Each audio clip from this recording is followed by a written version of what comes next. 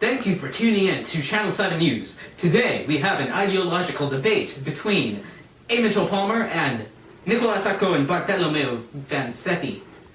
The two groups have different ideological points of view on immigrants in the 1920s.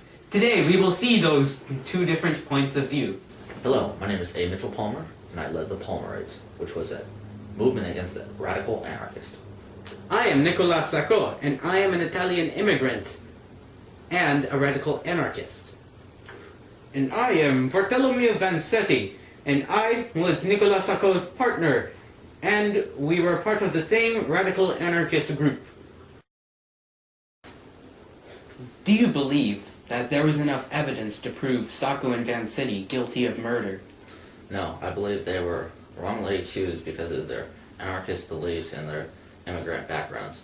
There was not enough sufficient evidence to prove them guilty. Well, what about the hat found at the crime scene? The hat did not fit him. He even tried to import it. It was too small.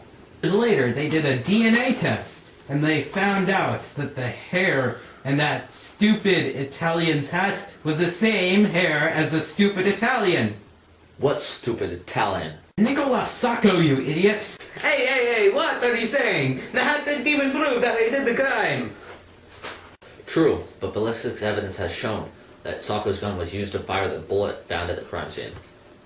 That evidence took them over 30 years to discover. There's no way that was ever relevant to the trial in the 1920s. Alright, let's move on to the next question.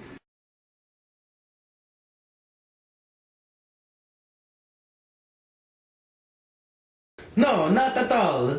There wasn't any proof that the suspected anarchists and communists were a threat to the government. Well, what about all those attempted bombings by the anarchists? I've even been the target of one of these. Just because a few radical and violent people have sent bombs to the government doesn't mean that we all have. Yeah, for instance, I have never sent any bombs to the government or taken any violent action against the government. Simply by having anarchist beliefs that contradict our democracy, you pose a threat to our government by negatively impacting others. In America, we have the right to overthrow our government if our natural rights are not guaranteed. But there were no rights that the government was failing to protect at that time. You were simply influenced by those communist Russians. Wow, this conversation is heating up. Now let's move on to the next question.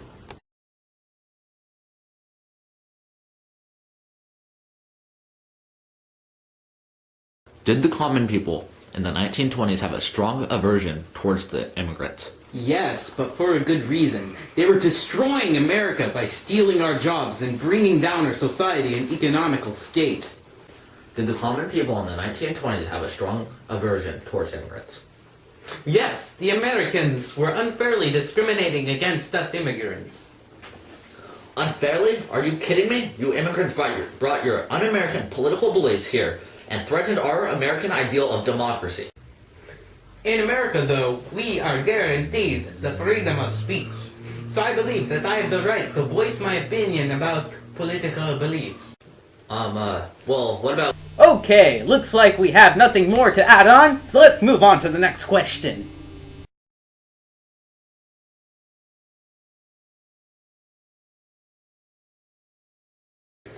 Did this aversion affect the Palmerites in any way? No, the Palmerites were solely based on the political beliefs and did not have to do with the ethnic background of the people. I disagree. Those Palmerites targeted immigrants because of their suspicion toward the foreign thoughts. This is only because most of the people with anarchist beliefs were immigrants, not because of bias. But that still means you specifically targeted immigrants, which is unfair discrimination. Well, how were we supposed to arrest the anarchists, most of whom were immigrants, without discrimination? That is true, but the majority of them were immigrants. Alright, let's move on to the next question.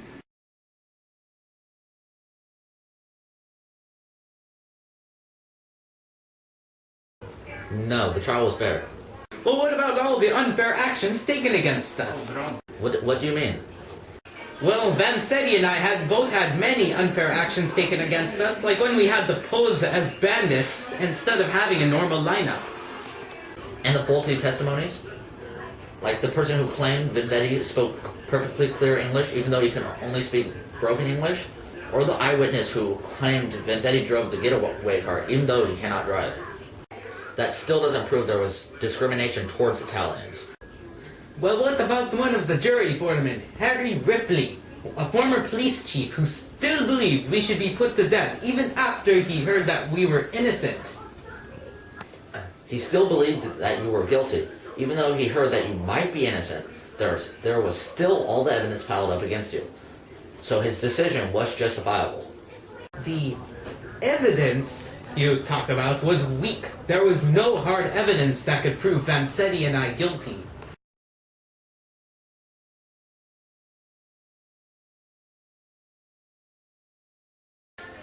Did the anarchist pose a threat to American society? Yes, they posed a major threat to American society, and they still do. I believe they do not. There is no real threat toward American society. Well, what about the bombings? Are you saying that isn't a threat? Well, I admit there are some people who pose a threat to society, but they are extreme anarchists. The few people who believe that it was ethical to take violent action against the government to promote their beliefs. Well, those anarchists have a negative impact on our citizens. They influence more people to oppose democracy, which is bad for our country. As a country, all the people need to stay united with some form of democracy for the better of all people. Not all anarchists are bad. Most of them are only trying to voice their opinion, and they have the right to do so, just like anyone else with their other opinions. And America is based off of freedom, and America has certain rights that are guaranteed for all its people, like freedom of speech and expression of beliefs. That is true, but if you remember, the government has the right to suspend these rights and others if it is in the best interest of the country as a whole. For example, the Sedition Act of 1918, which made it illegal to say anything bad about the government. And how is that a right? How does that not contradict what America is based on? It does not contradict American beliefs because the government is just protecting the country and trying to do what is in the best interest of all the people. Even the most stringent protection of freedom of speech does not allow you to create a false sense of panic that can cause harm to the people. It is like shouting, "Fire! Fire!" in a crowded theater and causing public disturbance, which is not protected by the freedom of speech.